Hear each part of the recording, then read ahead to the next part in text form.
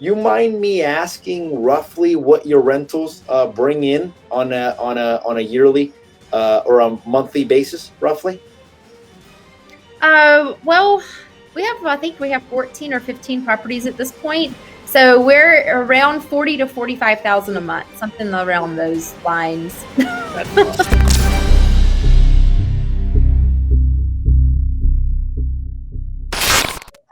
Hi, everybody. This is Joseluiz Morales. Welcome back to the Morales Group Show. This is episode number 71. Today, we've got a very special guest. Her name is Amanda Williams, also known as the Traveling Realtor. Today, she is going to be taking us through her journey in real estate. And then she's also going to be sharing with us how she's been able to transition from not only a real estate agent, but also take advantage of some of the opportunities in the marketplace by investing in Airbnb rentals and also by building different streams of income by flipping houses and also the EXP Rev share. So welcome to the show, Amanda. How are you?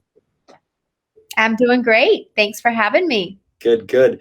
Before we get started, I want to encourage our viewers, if you've enjoyed some of our previous episodes, make sure to hit that subscribe button, and that way you're alerted in some of the future videos.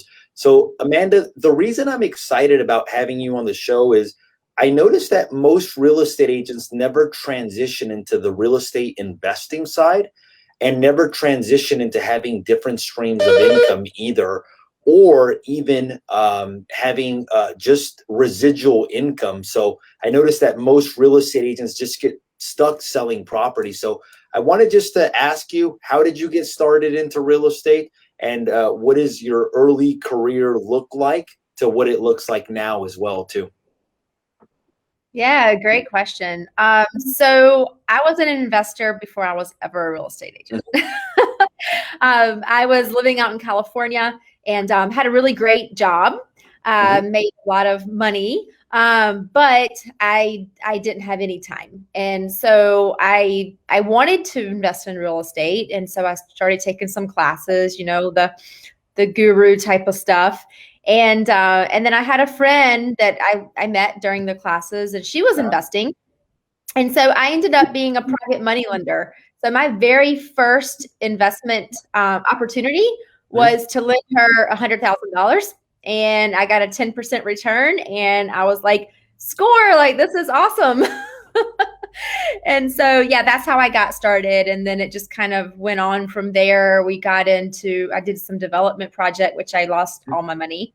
And then it just went on. And then when I got back to North Carolina in 2013, that's when I started doing everything my own. So I started flipping, got my real estate license, and started going down that path as a business owner and doing it myself instead of just saying, hey, go do this and I'll learn from you. Awesome. So you were already investing into real estate before you actually got your real estate license. Then in 2013, you got your real estate license, and obviously as a byproduct got more invested into the investment side as well too. Yeah. So when I first got back to North Carolina, 8 years ago, I was flipping houses. And then from that, it was a great time, 2013, 2014. We started buying on owner financing. So we would go directly to the seller and we would create the deal, and we would buy it on owner financing, lease options, and all of those properties we did. If your audience is familiar with the BRRRR method, we did a lot of that. And then we also just held many of them for long-term rentals. And then in 2019, I was like, woo, we're 10 years in, top of the market, let's sell. And we sold a bunch of our houses in 2019, early 2020, and now look at the market. Yeah, it's almost like, were you thinking at that time that was the peak of the market, therefore you started to sell off some of your property? Yeah, 10 years, I was thinking, hey, we had the crash in 2007, 2008, like it's about that time. It's 2019. And we were wrong, but whatever. I mean, we still made great money, and we got into short-term rentals, a couple years ago, well, actually 3 years ago now.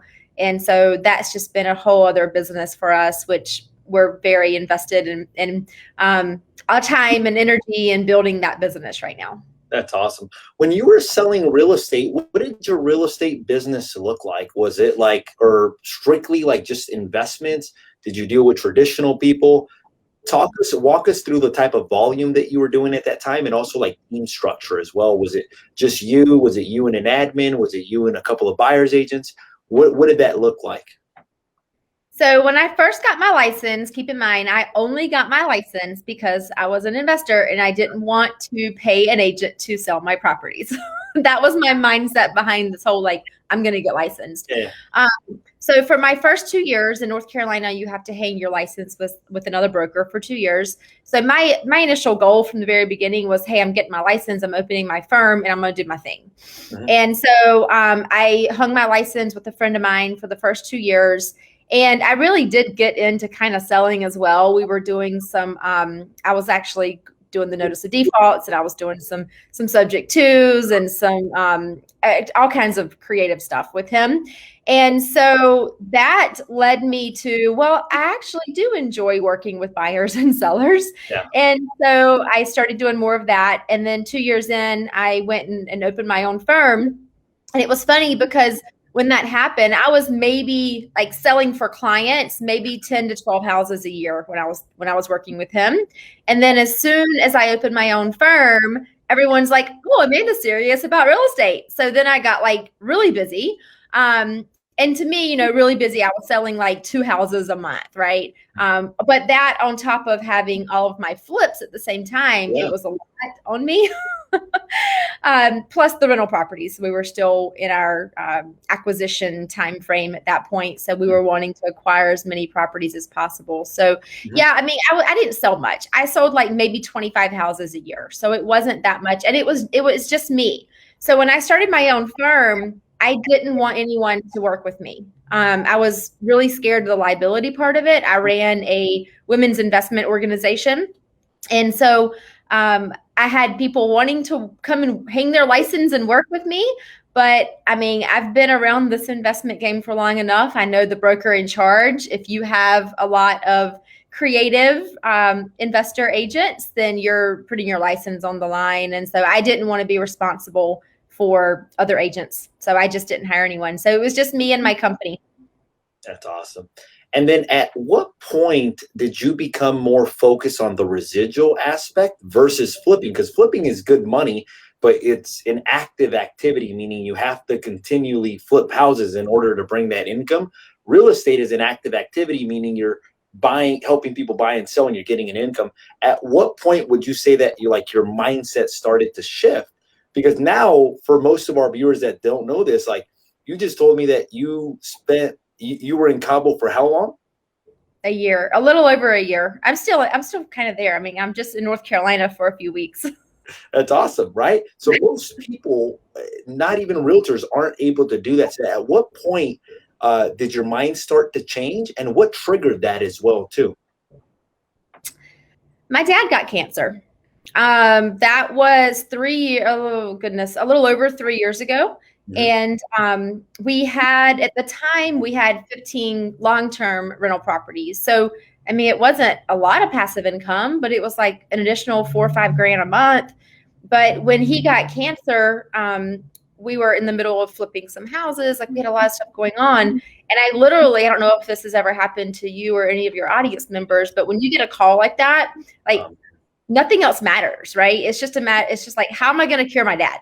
And so I ended up taking him down to Mexico. Like literally, I just took my mom, took my boyfriend, took my dad. We're like, we're going to Tijuana. We're going to go get treated for this where they can actually cure cancer. So anyways, don't get me started on that. But we went down there and we moved there. And we stayed for a month.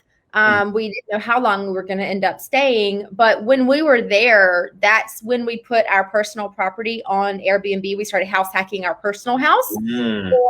And while we were there, I was like, oh my God, like, what am I doing? Yeah. Like, I have all of this stuff that I need to be in North Carolina for, but like, I'm going to be with my dad right now. And none of that crap matters. And so the passive income through the long-term rentals, it was okay. Like it paid some of the bills, but it didn't pay all of them. And so we realized how much money we could make by doing short-term rental versus long-term rental. And it was like 3 to 4 times more money. I'm like, holy cow, we're already making $5,000. What if we could make 20 grand? Like, that's amazing. And that's really what got us on the short-term rental route. And we were just doing Airbnb. So we scaled that to like, I think we scaled to 12 properties our first year, doing Airbnb. But that's what you asked, like, why did I have that mindset shift? And it was because of that, because that was the beginning of my dad dying. So, so we cured the cancer. We did get an XO. We did cure the cancer. But then some other stuff happened when we got home, and it was literally a year of me taking off work for months at a time and not doing anything. And a real estate agent can't normally do that. Yeah, no. And I mean, that's the opportunity that like having cash flow provides you. It provides you with options. It provides you with options. For me, I own a large real estate portfolio as well too. I've never done short-term rentals, and I have an 11-unit apartment, and it's 0.7 miles to the beach, and we're transitioning 2 of the units to test them out into an Airbnb rental. And the reason is that I've been hearing that like the cash flow is just significantly different. Not only that, but it's a business model that's growing as well too.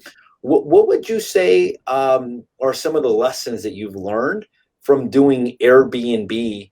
And yeah, what would you say are some of the lessons that you've learned from the Airbnb, or how is the Airbnb different than maybe like a long-term tenant? And which one do you like better?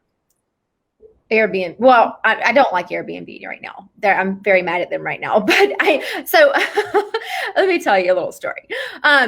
So we were 100% Airbnb until COVID hit. And COVID hit, obviously, everyone cancels. We lose 50 grand in a matter of like 48 hours. And it was like trauma. So that pushed us into doing what's really our bread and butter right now. And we are 100% occupied. And we have been since 2 weeks after COVID, because we pivoted to more of a midterm rental model. And I kind of phrase that midterm because we're renting now on a 30, 60, 90-day basis.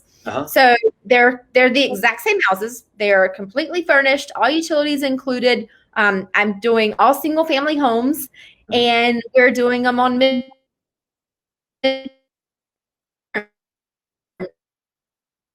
So the whole business model that we created around this to like use this to generate leads for relocation clients and all of that. But I love this model more than the long-term rentals, and I love it way better than the short-term rentals as well, to tell you the truth. Airbnb, they can literally pull the rug out from under you at any minute and completely close down your account. And then all of a sudden you're like, what happened? And they're like, oh, sorry, that was a mistake. So that happened to us. They made all of our listings go inactive for 2 weeks. And I'm like, what is going on? Like, why did you suspend my listings? And they're like, oh, sorry, that was a mistake. And I'm like, do you understand? This is my business. And you just said like, this is a mistake. That's an expensive mistake right there. Yeah. Very big. So it's important to not only be on Airbnb. Like if you're going to do short-term rental, do Airbnb, do VRBO, do booking.com, have your own website, do your own marketing, do your own social media, have all of those avenues, because if we didn't have all of those avenues, our business would have failed. So can you walk us through that? Can you walk us like let's say, because I think this is great, like you're basically saying diversify your marketing channels and not be so dependent on just Airbnb, because they can pull the rug underneath you. And I mean, people say don't put all your eggs in one basket. So can you elaborate a little bit more on the midterm rentals and some of the marketing channels that you use to attract more, maybe a larger pool of tenants, and how that works logistically as well too? Yeah, absolutely. So I had attorneys write up all of my leases, everything. Okay. So I'm actually they're coming to us. So we've had our website rebuilt. We've done all of that. We've got all of our social media channels. We've got our Facebook, we've got our Instagram. And we're pushing everyone to our website that we own, all of our listings on it. And so we're doing all of our own listings, and we're doing all of our own rental contracts. Mm-hmm. So with Airbnb, your property is listed on Airbnb. They book on Airbnb. They pay Airbnb. Airbnb then pays you, you know, minus all the fees and all that stuff. But Airbnb also takes care of, you know, the lease, which is really not a lease. It's just they're booking on Airbnb. But when they come directly to us, we have a lease that I had an attorney write up. So we're actually doing like a real lease thing. We're getting a copy of their driver's license. We're doing all of that. So there's more steps involved. But I mean, we're running it the way that we want to run it, and no one can change that. How do the rents compare on a long-term tenant versus an Airbnb short-term versus a midterm? Like, let's say, give me an example. Well, this is okay. So we own some of our properties that are in our midterm rental portfolio, but we don't own all of them. So we do something called rental arbitrage. And rental arbitrage, I know you know what that is, but maybe for your audience, they don't know. That's where we go to the landlord and we say, "Hi, Mr. Landlord, we're running our business this way, and we want to rent your property on a master lease, meaning you're giving us the ability to sublease this property out. We're going to go in, we're going to furnish your property, we're going to make it beautiful, we're going to keep it in, you know, show ready all the time. And then we're going to market this property to bring in our relocation client so they can stay here while we go and sell them a house." That's what we're doing.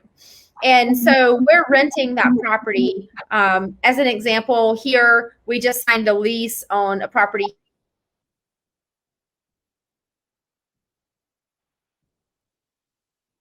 $1,600.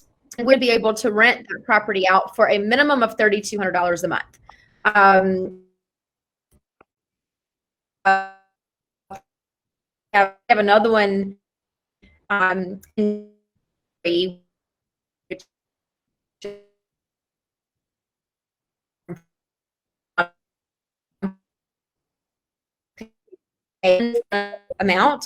and then we turned around and rented that house for $3,500 a month. So that being said, there's about $500 to $600 of like expenses because you are paying for utilities, you are paying for landscaping and all of that. So we're profiting on average about $1,000 per property. That's on midterm rentals. What would that look like? Now, if I had that, what would that look like if that was an Airbnb? Would it be a higher number if it was an Airbnb versus the midterm, or would it be pretty similar?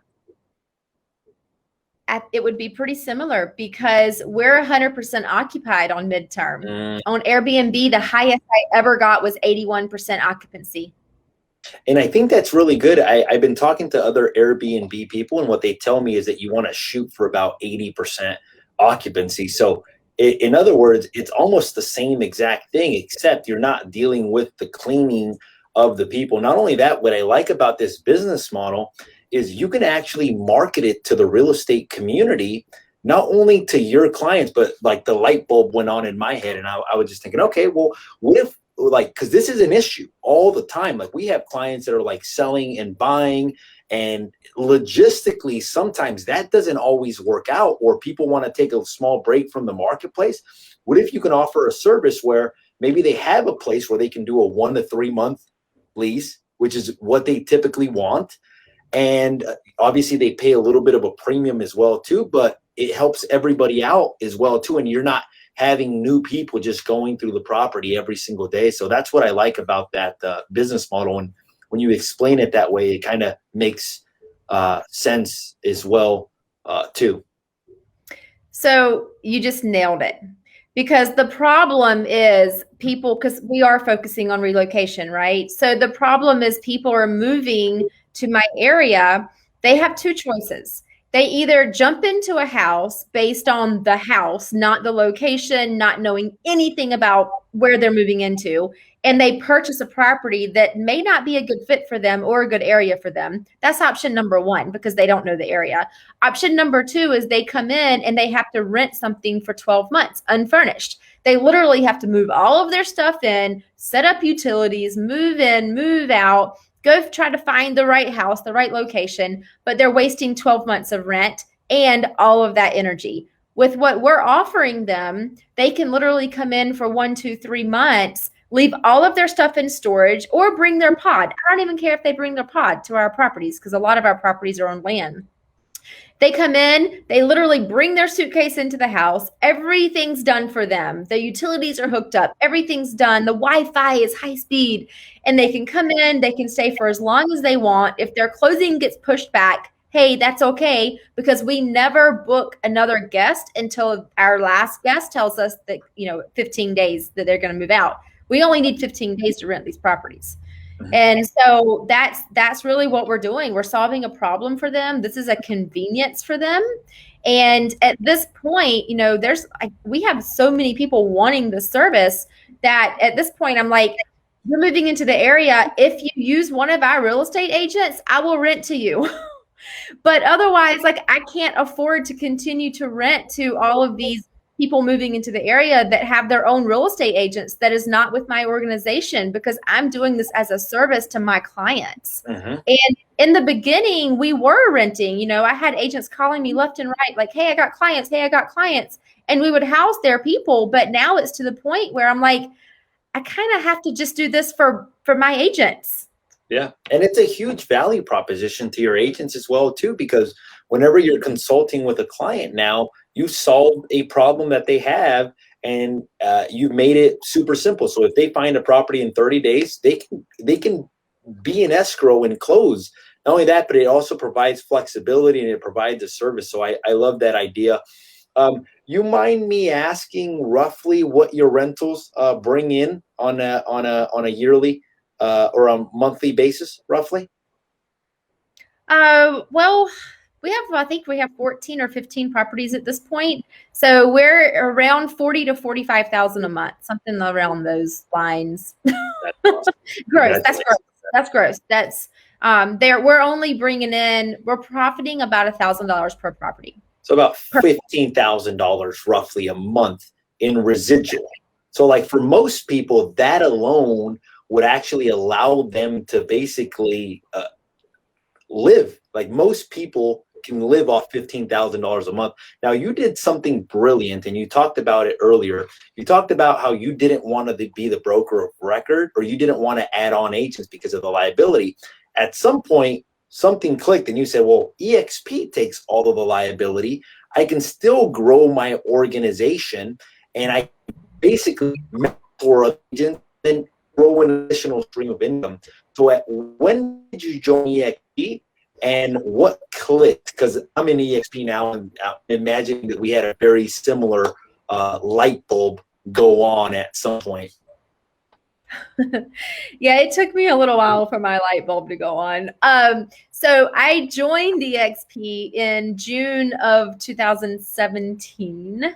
I think I was agent 3010. And by the way, we're going to hit 60,000 agents by the end of today. Crazy. You were an early adopter then, because 3,000 is not a lot of agents nationwide. No one knew about us. No. So I was, doing my own thing. And you asked when it clicked. So I had a few agents, a few of those agents that wanted to work with me. I was like, yeah, come on, now you can work with me. We can work together. But I didn't do it on a big scale at all. I mean, I maybe had 10 agents in my organization, a year and a half in. And so when it really clicked for me was when it was after my dad had passed, and I had a big agent. He is a big real estate coach in California. And so he reached out and he was like, hey, I'm ready to do this thing. And I'm like, okay, cool. So let's do it. So we, at that point, our Airbnbs were doing quite well. So we ended up moving out to Santa Monica for 6 months and helping him build his group there. And we built that organization to about 50 agents in a 6-month time frame. Congratulations. And the light bulb just went up for me. I was like, oh my God, like this is fun. Like I enjoy this. And I started presenting and doing all of that. And so, yeah, we just continued after that. And then we came back to North Carolina. We were here for a couple of weeks, and then that's when COVID hit. And then since COVID, I mean, it's just been so easy to build your revenue share group with the COVID, because we already had all the systems in place. Like nothing changed. Yeah, I agree. So when you say that you moved out to Santa Monica and you helped them build his organization, does that mean that you took his sphere or agents that he knew and you started reaching out to them, presenting them with the opportunity of EXP, which also helps you out because, in other words, he's underneath you and you basically grew it, which you helped him, which he's obviously a fan now, but you helped yourself as well too. Is that what you did? Absolutely. Yeah. So I got to LA. I was like, let's do this. So I'd go over there and we were just like, he would call, but then he would edify me and then introduce me to the agent. And then we would invite them to lunch. And some of them we did one-on-one luncheons, but we did a weekly lunch and learn every single week. And we would just fill the room every single week, fill the room. And some weeks it was a couple people. And then some weeks we had a full room. So it just depended. And it was just fun. Like we would do like team dinners, and I love that stuff. Like if I have someone like a big coach or someone that wants to join my team and they're somewhere else in the world, I'm like, cool, I'll go spend a few months there. Like I'll go help you do this. That's what I'm doing down in Cabo right now. I'm doing weekly lunch and learns in Cabo right now because we have a few big brokers that have come on. I'm like, let's do it. Let's roll. So that's what I love doing. And I found that passion just recently, just like in the last year and a half, I found that passion. And it's really about just helping people grow. And when someone comes into the organization and they have that fire in them and they're like, I want to do this. I'm like, let's lock arms, buddy, because we're going to go do this together. And that's the cool thing about the EXP company. I mean, you're preaching to the choir. Basically, it builds a lot of synergy, meaning you and I can work together, you and other agents can work together to help the organization grows, which helps out everything in return. Can you share with our audience approximately how many agents you have now in your EXP Rev share and approximately what that brings in residual as well too? Yeah. I mean, I'm almost at 200 agents in the entire organization, and I did not attract those 200 agents. I only attracted 50 of those agents, and that turned into like 197 as of today. And that's pretty consistent. I know we're not really supposed to share numbers, but that's a pretty consistent revenue share of between $8,000 to $10,000 a month in passive income from that. So Tana, you're telling me that regardless of whether you sell any homes this month, that's what comes in on a rev share? Yeah. Right? Yeah. Yeah. But I mean, look, I don't want people to think like, oh, you can just come in and start like recruiting agents, because that's not the way you build this thing, right? It's about diving into their business. I've hired a real estate coach to help them. I've hired an onboarder to help them. It's really about supporting your team. And when you start building a team, you got to do that. And so it's really, the more you feed your team, yeah, exactly. The more you feed them, the more you help them, then the more it's going to grow. Yeah. That's so awesome. Now, what advice would you give to somebody, like if they're on the fence? Would you recommend that people join EXP? Is that like something that you believe in, and why? Why? Like why if somebody's independent, if somebody maybe works for one of the big franchises, why would they join EXP? Because it's retirement. It's ownership. Where else can you leave a legacy through selling real estate? Like, even if you never attracted an agent, if you never told any of your agent friends about EXP, you would still walk away from this company with, I can't say numbers, but like a lot of freaking stock. I can't even tell you how much stock we have. And it's like, I haven't done anything special. I've done what I've always done. I've sold a few houses. I've told a few agents. That's it. And that stock has just grown. And I mean, we've already had one split. We're at $36 as of today per share. We were at $2.42 when I joined. And obviously, you know, we're a publicly traded company. Yeah. But I believe that we're just on their ground level right now. And there's a lot of growth that's going to happen in this company. You know, we're talking in the next 10 years, 100 countries with 1 million agents. We're at almost 60,000 agents. Those other 940,000 agents, they're going to come in. And the question is, are they going to be on your team or are they going to be on someone else's team? Yeah. I love what you said about providing value and obviously helping your organization grow. And that's the same exact thing that we're doing on our end. I actually set up a call every Friday where I speak with all of my agents and I basically coach them on how to grow their business as well too. And that was part of if I'm going to bring somebody on, I want to help them actually improve their life and improve their business. So we talk about like flipping, rentals, Airbnbs, everything. So what are some of the ways that you've added value? I know you said that you brought in coaches, or that I love how you moved out to Santa Monica and you helped one of the agents build their organization. What are examples of that you've done, and why? Why do you do stuff like that? I like it. No. So, okay, some examples. I mean, I hired Leah. I guess she still is. She's a productivity coach. I hired her from Keller Williams. She was awesome. She was there. She's been licensed for like 27 years. She's amazing. And she has coached our agents that were really not selling that much. Now they're selling 2-3 houses a month. That's awesome. We had one of our agents, he made more last month than he did the entire year at his job. So it's just stuff like that. Like that's what lights me up, is to see these agents being successful and productive. And so we hired her. She not only does one-on-one coaching with them, but she also does group coaching every other week. And then we actually have a lot of new agents. And so we do a new agent mastermind every week as well. And then she's there. She's a mentor. And so she's there as well for anyone that just needs, contracts. And you know how it is. You're in real estate, you have something go wrong at midnight or whatever, and you have to have someone there. So she's awesome. So that was a huge value add.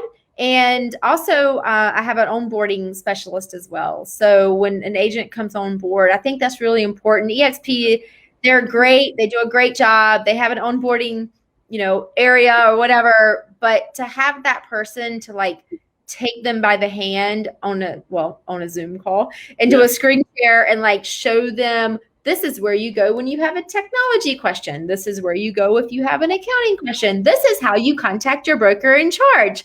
This is where you go for your weekly meeting. It's important. And just getting dumped into our model, it's very overwhelming. Big time. And so, and especially for a new agent or even an agent that's coming in that's busy with other transactions, and then they get a million emails and they're like, what do I do? So you really have to just take it and dumb it down and say, okay, this is what we're going to do first. This is what we're going to do second, and just make them comfortable with it. And so I don't know, all that's a value add, it's all about just making everyone comfortable and successful and being there for them. Yeah, I love that. It's funny, when I got onboarded, I felt the same way. It was a bunch of emails, but the first thing that we set up in our organization was the onboarding process. That was the very first thing, because I was onboarded to my previous company before EXP, and it was actually a very pleasant experience, meaning they had a great onboarding process. But whenever I was onboarded to EXP, it was just a lot of emails. It was a lot of independent. I said to myself, based on that experience, I want to make it the best experience when they get onboarded. So that was one of the first things that we did. So I'm glad to hear that. When you say that you hired the coach, the productivity coach, and they're mentoring and coaching your agents, does that mean that you pay them, or do your agents pay them individually, or how does that work, just out of curiosity? So I pay her a salary, and I take care of all of that. And you know what? It's for agents that are coming in and they want better and they're motivated. And I say, look, you get your first 3 months of coaching for free. And this is one-on-one, you and the coach. She's going to help you create your business plan. She's going to help you map out everything. You get your first 3 months free. If you're hitting your goals and you're not missing appointments and you're doing everything that we tell you or she tells you to do, then you're going to get another 3 months free. But if you're going to waste her time and not do what she's telling you to do and not be productive, then the coaching is going to go away. I'm not going to waste my money or my coach or Leah's time on someone who's not going to do what they need to do to get successful. That is so awesome. Congrats on that. That is awesome. Yeah. So it's just what I'm getting in the conversation is just ways of looking to add value to basically the agents and actually help them. You're not just bringing them on. I've heard people bringing somebody on and not talking to them ever again. Instead, you're focused on just adding value to these agents. And that's the way you're able to grow a big organization. So about 15K in residual or Airbnb, another, let's say 8,000. So maybe $20,000 a month in just residual coming in. So is there anything else that you think would be helpful to our agents, or anything else that you think you can help agents with, or any advice that you would give? Maybe somebody that just feels like they're on a hamster wheel, just kind of producing, paying taxes, paying taxes. So I teach this in my course, and I'm very big at like working smarter, not harder, and working on things that are going to continue, they're going to pay you more than once, right? That's where the Airbnb, that's where the revenue share, that's where all that comes in. But I do want to add too, with these leads that are coming in, yeah, you can go and you can work these leads and you can go sell these people houses, and you can spend 60 hours, maybe 70 hours in this market working with a client to get that commission. Or you could spend 30 minutes to an hour and you can have a conversation with that client who's going to be staying in your house, and you can match them with the perfect agent to refer that business out to, and you can get a referral fee, right? I do a 25% referral fee on these. That's a huge income stream as well. And yeah, it's not passive. It's not going to continue, right? It's a one-time payment because they're going to buy that house one time, unless it's an investor like I have a lot of, and then every time they buy a house, I have a referral commission for them. But that's not normal. So I just want to say that, like, it's a different way of thinking.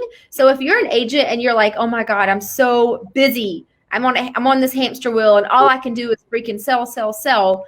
Well, if you don't have to have all of those big commission checks, and you can actually start referring some of those leads out to create that cushion, right? But you can focus on something that's going to build your passive income, that's going to build your wealth, like doing short-term rentals or whatever it is. Anything that's going to pay you multiple times after you do the work one time, you really have to start focusing on that now, because you don't want to wake up and be 70 or 80 years old and now you can't sell houses anymore. And what are you going to do? You have no retirement. You have no savings. You have no money coming in. I mean, good luck for Social Security. I don't think that's going to happen. So it's up to you. And that's really what I want to leave you guys with, because I was at the airport last night. I was going through customs and I took a picture of this lady, and I bet you she was approaching 80 years old. She was hunched over, she was sitting there with her little on, and she was waving people in going to the customs line. And I looked at Alex and I said, that like breaks my heart, because that's a prime example. She doesn't want to be there. It's COVID in customs, international customs. Like, she's risking her life to be there because of COVID, and she's having to work.